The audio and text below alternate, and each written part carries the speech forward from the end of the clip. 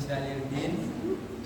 Di sini saya akan menjelaskan tentang jenis-jenis generasi dan aliran-aliran dalam pendidikan filsafat beserta studi kasusnya.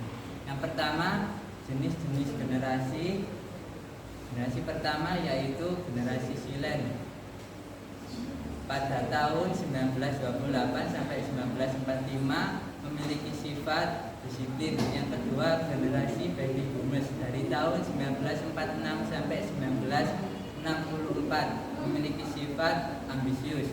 Yang ketiga, generasi X dari tahun 1965 sampai 1980 memiliki sifat kerja keras. Yang keempat, generasi milenial dari tahun 1981 sampai 1996 memiliki sifat mandiri, kreatif, inovatif. Yang kelima, generasi Z dari tahun 1997 sampai 2012 memiliki sifat digital native. Dan yang terakhir yaitu generasi Alpha dari tahun 2013 sampai sekarang memiliki sifat digital first. Lanjut, aliran-aliran dalam pendidikan filsafat. Yang pertama ada aliran idealisme. Aliran idealisme cenderung kepada ide atau gagasan utama. Terus yang kedua, aliran naturalisme. Aliran yang cenderung pada alamiah. Yang ketiga, aliran progresivisme. Aliran yang cenderung pada penggunaan proses. Yang keempat, aliran esensialisme. Aliran yang cenderung pada budaya lama, mempertahankan budaya lama. Yang kelima, aliran perennialisme. Aliran yang menyambungkan dari masa lampau dengan sekarang. Yang keenam, aliran pragmatisme. Aliran yang hanya melihat hasil dan mengabaikan proses. Yang ketujuh, aliran rekonstruksionisme. Aliran yang menata penggunaan gadget. Yang kelima, aliran realisme. Aliran yang cenderung bersifat nyata. Untuk studi kasus yang saya ambil adalah siswa yang kurang fokus dalam pembelajaran daring pada COVID-19. Terjadinya ini pada siswa SD pada masa COVID-19 pada tahun 2019 sampai 2020. Mereka cenderung kelahiran tahun 1997 sampai 2012 untuk Gen Z.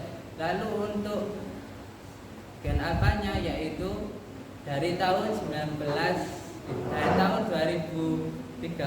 sampai sekarang. Jadi mereka ini mengalami masa pandemi saat di SD. Nah, selanjutnya kira-kira ide apa yang muncul ketika adanya pembelajaran daring ini? Saat itu idealisme mencoba untuk menanggapi hal ini. Ide awalnya adalah ia cenderung mengaitkan pada aliran progresivisme, bahwa walaupun saat itu masa pandemi, maka proses pembelajaran jangan sampai ditiadakan, tetap diadakan dengan cara pembelajaran daring.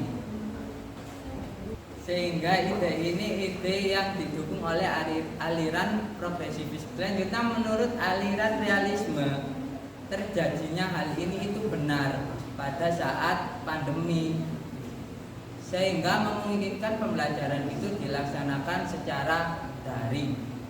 Dan ini natural sekali. Naturalnya apa? Ketika pembelajaran itu real, sehingga untuk tatap muka itu tidak bisa, semua harus eksklusif, sehingga harus adanya suatu penghubung, yaitu namanya pembelajaran online atau daring. Lalu aliran lain ini mencoba untuk untuk menanggapinya yaitu aliran pragmatisme. Nah, aliran pragmatisme ini mencoba untuk menanggapi ketika di masa pandemi, sehingga nanti itu bisa mengarahkan siswa itu kepada posisi yang pasif. Maksudnya apa? Ketika dulu siswa itu melakukan pembelajaran offline bertatap muka langsung, sekarang dia melakukan pembelajaran secara online, sehingga nanti itu menimbulkan kepasifan pada siswa. Pasifnya apa? Yaitu dalam satu layar monitor, sehingga kurangnya interaksi, jadi menimbulkan bosan, tidak paham dengan materinya. Selanjutnya yaitu aliran esensialisme. Aliran esensialisme ini mencoba untuk memberi masukan, oke lah nggak apa-apa kalau memang diadakan secara daring, tapi agar menghilangkan rasa kejenuhan dan kebosanan pada siswa, maka siswa diwajibkan untuk on cam atau open kamera. Untuk ajaran apa yang diberikan oleh esensialisme ini? Ajaran kesopanan dan etika. Etikanya apa? Etika ketika dia belajar harus menghadap guru dan berinteraksi dengan teman sebayanya. Semua harus open kamera sehingga nanti mengurangi kepasifan pada siswa. Hal ini juga didukung oleh aliran perennialisme. Ini mencoba untuk menyambungkan realita yang real adalah pembelajaran yang mengikuti teknologi zaman sekarang, yaitu Zoom. Ini bagus, ini keren, tapi kembali lagi kepada esensialisme, ada suatu hal yaitu penetapan etika yang harus dilaksanakan, yaitu siswa harus disiplin, mendengarkan, mengamati, dan menyimak. Selanjutnya aliran rekonstruksionisme. Aliran ini akan menyimpulkan bahwa dulu ada pembelajaran, ketika dulu ada pembelajaran offline, karena adanya COVID-19, maka mereka harus melakukan pembelajaran secara online secara terpaksa. Nggak apa-apa, nanti